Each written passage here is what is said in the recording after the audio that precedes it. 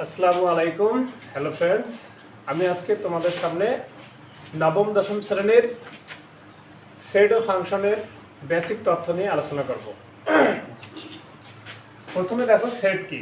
বাস্তব বা চিন্তা জগতে সুসংজ্ঞায়িত বস্তুর সমাবেশকে সেট বলে।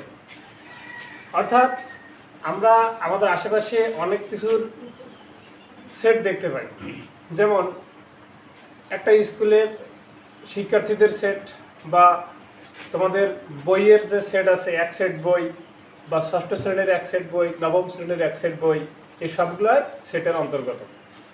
তো সেটকে দুইটি পদ্ধতিতে প্রকাশ করা হয়, একটা হচ্ছে তালিকা পদ্ধতি, একটা সেট গঠন পদ্ধতি। তালিকা পদ্ধতিতে সেটের উপাদানগুলো সরাসরি দেওয়া থাকে। যেমন ধরে নেই যে এ একটি সেট, এর উপাদান সংখ্যা 2, 4, 6, 8। এই যে এখানে উপাদানগুলোকে সরাসরি দেওয়া হয়েছে 2, 4, 6, 8। এবং আমাদের বিশেষ করে মনে রাখতে হবে, সেটকে অবশ্যই দ্বিতীয় বন্ধনী বা সেকেন্ড ব্র্যাকেটের মধ্যে আবদ্ধ রাখতে হবে। এই যে 2, 4, 6, 8, এখানে সরাসরি আমরা একটা জোড় সংখ্যার সেট দেখতে পাচ্ছি। এছাড়া আমরা লিখতে পারবো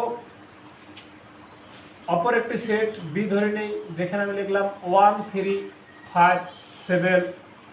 এই যে আমি আরেকটি সেট উদাহরণ দিয়েছি, এই সেটটি হচ্ছে একটি বিজোড় সংখ্যার সেট। এখানে সরাসরি উপাদানগুলো দেওয়া আছে, এই জন্য এই সেটকে বলা হচ্ছে তালিকা পদ্ধতি। এবং সেট গঠন পদ্ধতি কি? সেট গঠন পদ্ধতি মূলত যে তালিকা পদ্ধতিগুলো আছে, এই তালিকা পদ্ধতির ভিতরে যে উপাদানগুলো আছে তার বৈশিষ্ট্য এবং সেই উপাদানগুলো কতটি